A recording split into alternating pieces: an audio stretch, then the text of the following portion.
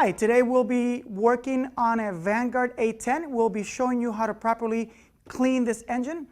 For that, we'll be removing the static cover and then removing the hose to have access to it. So let's begin. We'll need an 8mm, an extension so that we can get to the 8mm bolts holding the static cover on.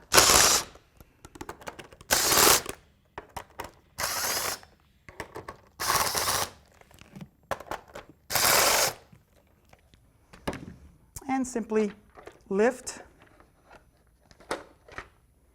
Okay, next we'll be removing this hose to have access to the cleanout panels.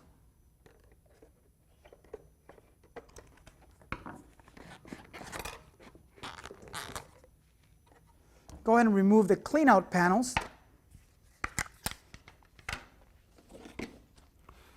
And now you have access to the cylinder heads so that you can vacuum any debris as well as the rotating screen. Okay, and that's how you clean out the Vanguard A10. One last thing, make sure to double check there is no debris stuck in the oil cooler.